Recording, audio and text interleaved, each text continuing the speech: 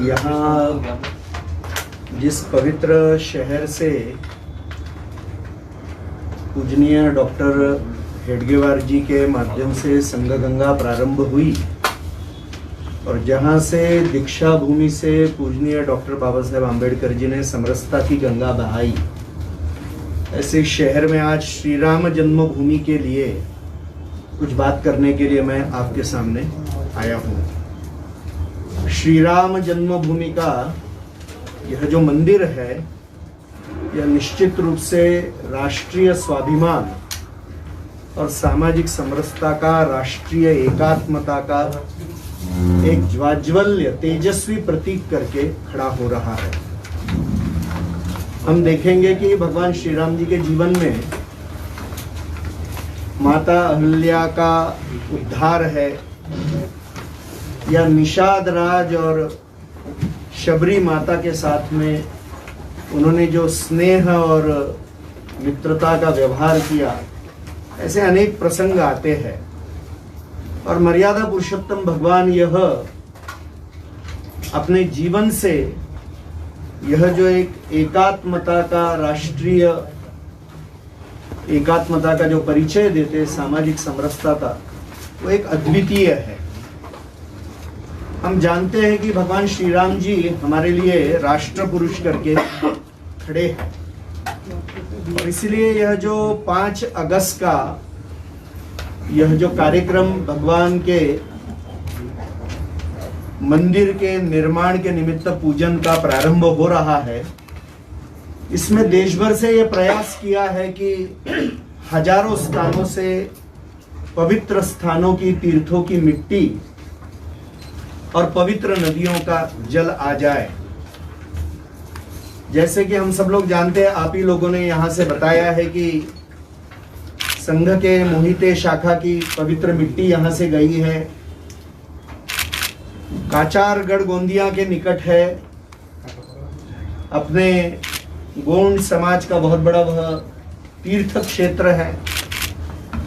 हम देखेंगे कि राम रेखा धाम है झारखंड में, जहाँ उरांव मुंडा समाज के बहुत बड़ा यह तीर्थ क्षेत्र है। अत्यंत प्रसिद्ध ऐसे स्वतंत्रता सेनानी टाटिया भील, इनकी जो मध्य प्रदेश की समाधि स्थल है, वहाँ की मिट्टी है। या हरमंदिर साहब है अमृतसर के, वहाँ की पवित्र मिट्टी है। महू में पूजनीय डॉक्टर बाबा साहेब आम्बेडकर जी की जन्मस्थली है, वहाँ की मिट्टी है। तो ऐसे देश भर से हम देखेंगे तो संत रविदास जी का काशी का मंदिर है, वहाँ की मिट्टी है। या जहाँ सीता माँ ने वास किया, ऐसा सीतामढ़ी नाम का स्थान उत्तर प्रदेश में, जहाँ महर्षि वाल्मीकि का स्थान है। तो ऐसे हजारों स्थान देश भर के कि जो हमारी परंपरा, हमारी संस्कृति, अपना धर्म विचार इसको इंगित करते हैं, ऐसे सभी स्थानों की पवित्र मिट्टी, पवित्र तीर्थस्थलों का, नदियों का जल, ऐसा इस कार्यक्रम में इसका उपयोग, इसकी सहभागिता होने वाली है। और इसलिए हम देखते हैं कि हिंदू समाज ने जो सैकड़ों वर्षों से संघर्ष किया है, तो यही एकात्मता के भाव से जो 76 लड़ाइयां हुई है, उसमें भी हम देखेंगे कि जैसे कि गुरु गोविंद सिंह जी के आदेश के ऊपर 100 निहंग वहां पर लड़ने के लिए आए थे। तीनों सिखों के पूजनीय गुरु, गुरु नानक जी, गुरु तेग बहादुर जी और स्वयं गुरु गोविंद सिंह जी, इनका संबंध राम जन्मभूमि के साथ में रहा है। और यह तीर्थ क्षेत्र है, पूर्ण देश की यहाँ पर निष्ठा है, समाज के हर वर्ग की निष्ठा है, और उसी का प्रतीक करके यह मंदिर अभी बनने जा रहा है। और इसलिए संपूर्ण देश में ही नहीं, तो जैसे अभी मुझे कुछ पत्र, कुछ ईमेल सभी विदेश से भी आ रहे हैं कि नहीं तो भी 100 से अधिक देशों में हिंदू समाज पूर्ण विश्व में फैला हुआ है। तो हरेक कोई यह चाहता है कि हमारा कुछ न कुछ योगदान इस मंदिर में बना रहे, और हमारा योगदान यहाँ पर है, ऐसी अनुभूति हमको होनी चाहिए। और यही हर्षोल्लास की भावना संपूर्ण देश भर में है। और इसलिए यह जो उत्साह का वातावरण है, तो श्री राम जन्मभूमि के इस मंदिर के ऐसे अलग अलग पहलू हमारे माध्यम से अलग अलग प्रेस कॉन्फ्रेंस में 5 अगस्त तक सामने आ जाएंगे। तो आज के इसमें मुख्य रूप से भगवान श्री राम जी का जो यह एक सामाजिक समरसता के दृष्टि से, राष्ट्रीय एकात्मता के दृष्टि से, राष्ट्रीय स्वाभिमान के प्रतीक के रूप में यह जो स्वरूप है वह हम सामने लाना चाह रहे, और इसलिए ये तीर्थ क्षेत्रों की मिट्टी और जल यह हमारे लिए एक बहुत महत्व का इसका हिस्सा है।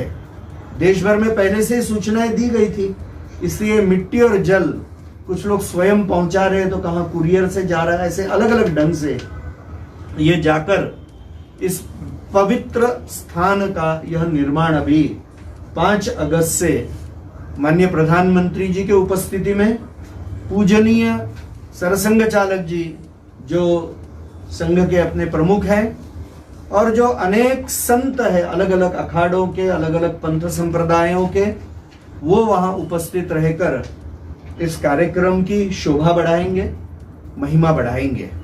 तो अभी यहाँ पर मैं इतना ही कहना चाहता हूँ। यह जो कुछ लोगों के अलग अलग स्टेटमेंट्स आ रहे हैं, इसके बारे में रिएक्शन में कुछ विरोध करने वाले, और इसलिए प्रमुखता से यह पहलू मैं श्री राम जन्मभूमि के मंदिर के निर्माण का सामने लाया हूँ। अन्य भी पहलू अगले 2-3 दिनों के अलग अलग, एक दिल्ली में अभी प्रेस कॉन्फ्रेंस 2 दिन बाद होगी और एक लखनऊ में होगी, अयोध्या में भी होगी। तो श्री राम जन्मभूमि के ऐसे अलग अलग पहलू हमारे सामने आएंगे कि कैसे यह राष्ट्रीय एकात्मकता का, राष्ट्रीय स्वाभिमान का यह एक प्रतीक है, समरसता का यह प्रतीक है।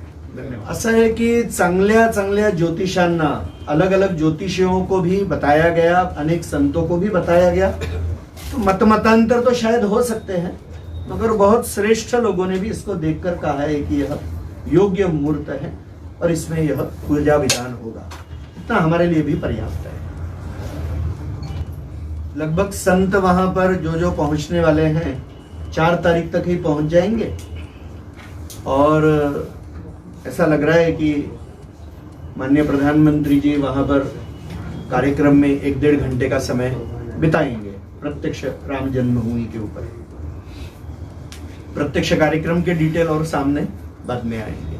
हाँ, पूजनीय सरसंघ चालक जी भी वहां आएंगे। वह तो प्रेरोगेटिव वह श्री राम जन्मभूमि तीर्थ क्षेत्र न्यास को है, तो मुझे लगता है कि उनके फाइनलाइजेशंस अभी भी चल रहे हैं, क्योंकि एक तो कोरोना का कालखंड है, पत्र द्वारा बहुत भेजना संभव नहीं है, तो प्रत्यक्ष मौखिक बात हो रही है फोन पे, और फिर अन्य माध्यमों से हो रहा है। कुछ चातुर्मास भी चल रहा है, जो आवागमन के विषय उसकी भी मर्यादा है, क्योंकि अयोध्या थोड़ी अंदर है।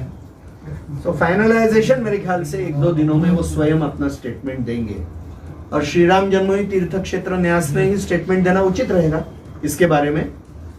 मगर मुझे लगता है कि 150-200 के लगभग संत और महानुभाव पूर्ण देश भर से इसमें सहभागी होंगे, और जो किन्हीं कारणों से, कोई आयु के कारण से, कोई अन्य कठिनाई के कारण से यदि नहीं पहुंच पा रहे, तो उनके संदेश इस कार्यक्रम के लिए आएंगे। यह बड़ी विचित्र कालखंड है ये।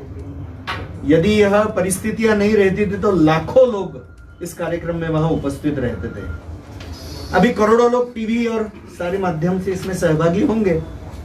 हमने आह्वान किया है कि सुबह 10:30 बजे से पूर्ण देश भर में, लाखों गांवों में और विदेश में भी जहां जहां हिंदू रहता है वहां पर सुबह 10:30 बजे से उन्होंने भजन, पूजन, कीर्तन, अयोध्या की तरफ मुंह करके पुष्प वर्षा ये करनी चाहिए, और जब रात हो जाएगी तो अपने घरों में और मंदिरों में उन्होंने दिवाली जैसा पूर्ण दीप जलाकर आनंद मनाना चाहिए।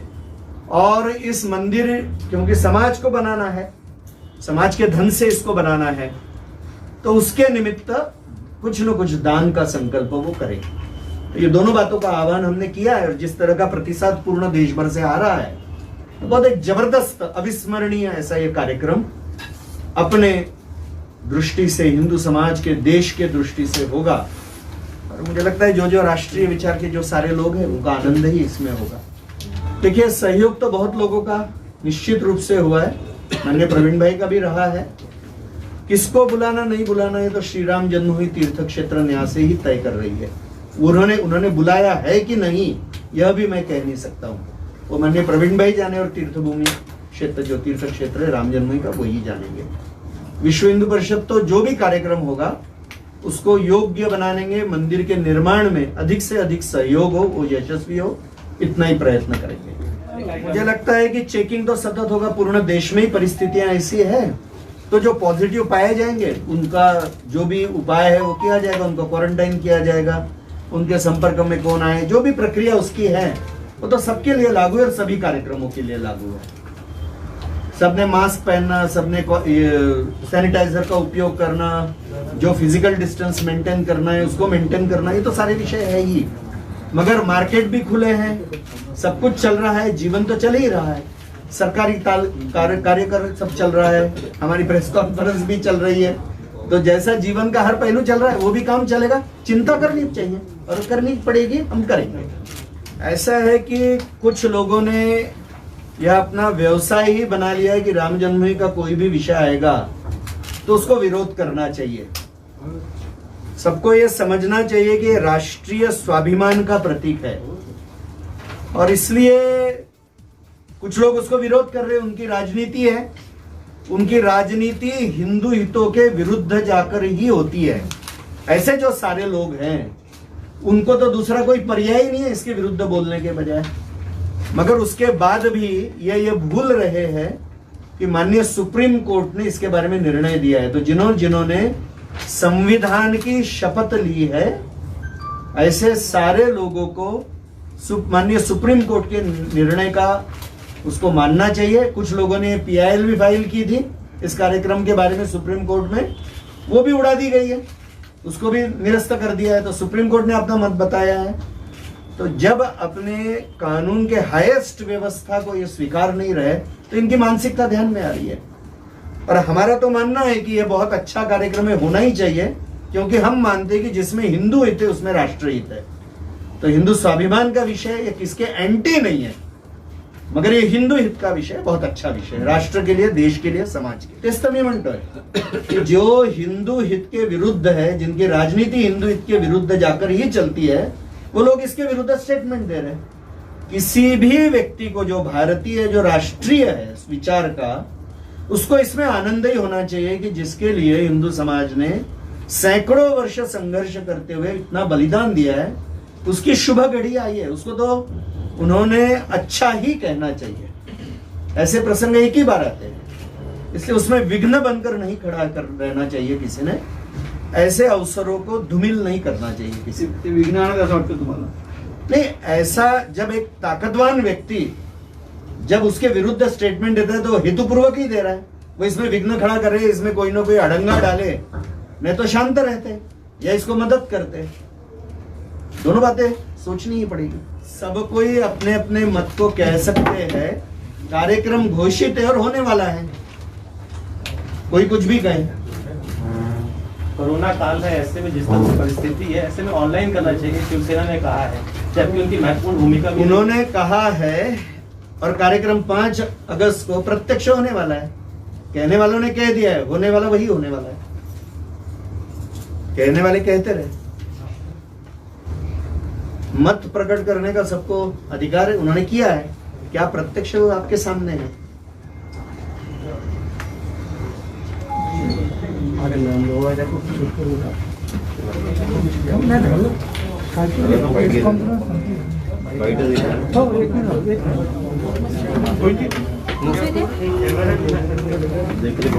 थोड़ा मोठा टेबल ठेवायला पाहिजे.